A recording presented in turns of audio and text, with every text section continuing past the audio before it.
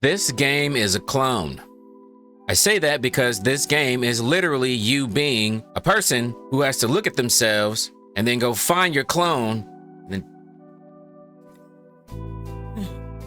or a little, whichever. Or you could drop a piano on a person, doesn't matter. The game is called It Has My Face. I've played this demo more times than I'd like to admit, just because I love this concept and I think the game is super freaking cool, man. It's actually being developed by a team called Nightbyte Games, and it's being published by the same guys who brought you Dead by Daylight, Behaviour Interactive. Now, in It Has My Face, you are a person. You get a mirror, you look in that mirror and you go, hey, that's what I look like. There's my shirt, there's my hat.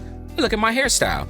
Then you go find the person who looks exactly like you and kill their ass. But before you can do that, there are weapon crates or weapon suitcases all over the map, and there's also like little old school like Looney Tune traps where you can just pull a lever and literally drop a fucking concrete slab on somebody and crush them to death. Personally, I've enjoyed finding the weapons. The knife is one of my favorites. That's just me. Anyways, once you are weaponed up, then you actually really go look for the person that look exactly like you and make sure you Swiss cheese his ass for they Swiss cheese your ass.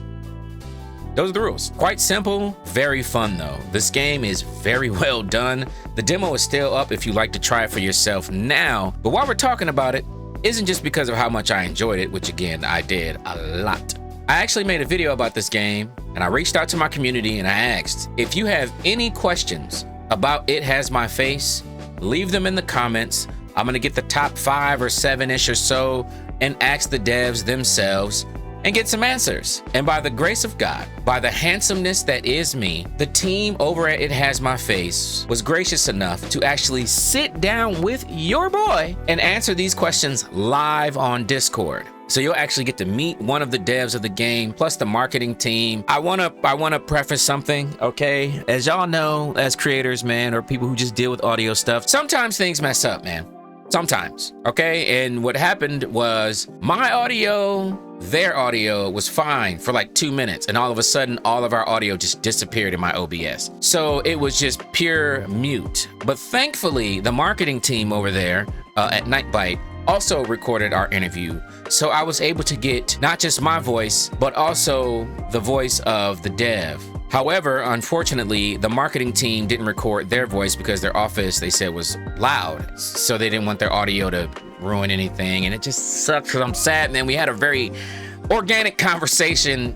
And I just want to say I feel bad that I had to cut the ladies out. But there are parts where you still see them, and I'm going to kind of voice over with a paraphrasing of what they talked about in order to atone. There we go. I'm gonna atone for my mistake here. You'll know when it's gonna happen. It'll be something quite subtle, because as y'all know, I'm a very subtle guy. So, without further ado, Nightbyte Games. Is it this way? Wait, hold on. It could be this way. We'll edit it in post, it doesn't matter.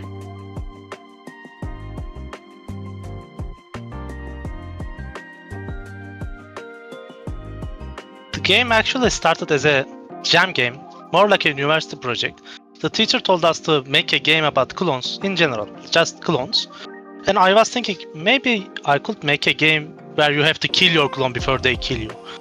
So that's how it started. I mean, there was a jam version, and then I released it on itch.io because I don't like unfinished games. I need to release it to the public.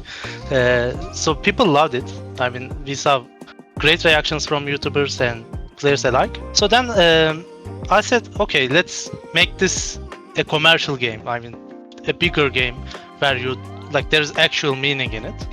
Then we started working on it. I first started as a solo.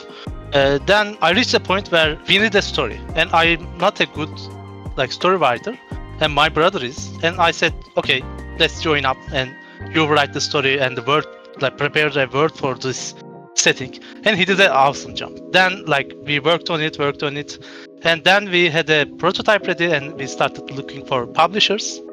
We reached out to many, but Behaviour was really interested, and after a while we partnered up, and now we released it and everyone knows.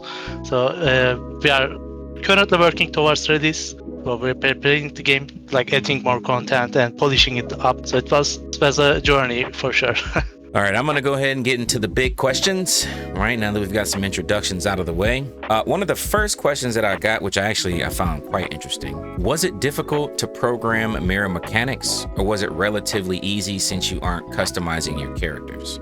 Not really. It wasn't difficult to like program it into the game because like it's been done before. Like even like games from 2000 have a mirror mechanic.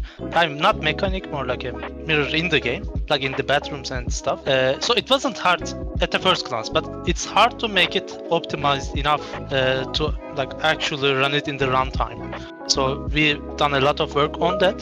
So actually your mirror camera, like there is a camera behind the mirror actually, just looking backwards while you are looking forwards.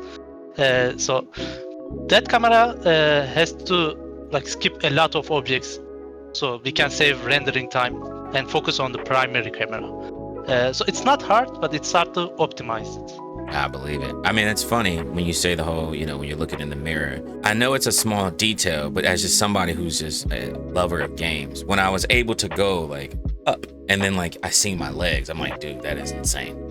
And it's a detail that a lot of people don't think about just as a base consumer, but from behind the eyes, that is an insane thing to do. I think that's extremely cool. So my next question, I was a little confused with this one, I guess because I've never seen the movie, but how much, if any, did the movie The Thing inspire this game? Yeah, actually, that's a great inspiration behind this game. I mean, like I said, the first game, like original Jam version, started as just the theme of clones, but over time, like I loved the movie The Thing. It was a big inspiration. I mean, it was a big inspiration behind the monster parts, especially the monster parts. Like a monster is hiding among the people, not just a human clone. Because like original game was just a human. I mean, the clone was just a human.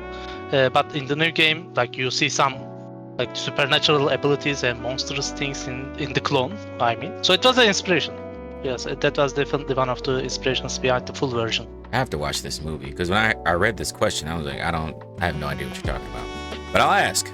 So, hey, for those who asked me that, there you go. Next question. Will it have mobile support or will it be coming to mobile in general? I mean, not right now. Right now we are just focusing on Steam because like releasing just one game is hard enough. So like porting is not just one button.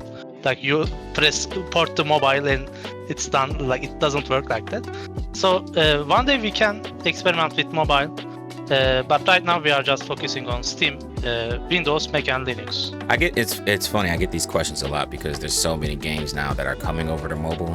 So when I seen this one, I was like, all right, that's an actually pretty fair one. I mean, it makes sense. The game itself, like you said, I know it's not just, hey, click a button and then all of a sudden it's mobile, but I think it could do very well on mobile if you guys ever did make that transition. Now, this question I got, I sort of kind of knew the answer to, but I didn't want to spoil it for the person. So for the person who left this question, here's your answer. Is there any plans for a multiplayer mode where both clones are controlled by people and you need to kill the other clone to win? Yeah, actually, we will release with a multiplayer game mode where like every player is a clone. There will be like two players will be like killing each other. Like they will be clones of each other and they'll have like special abilities and they can like the gameplay changes a lot between single player and multiplayer because now there is someone watching you and you have to act like an NPC to like get by. In single player you don't need to do that much because that's an AI, but in multiplayer dynamics are very much different and like it's very fun. I mean, it's very fun. So for the multiplayer version, it's going to be a 1v1 kind of situation where it's me and then you. Incoming paraphrase! In this segment, Tess breaks down a little bit more about the multiplayer and how Basak and Chandler Riggs, the guy who plays Carl Grimes from The Walking Dead, played some multiplayer games together, and that footage was up on YouTube, which surprised me because I did not know this at the time of recording this. Sorry again, Tess and Basak. Let's continue.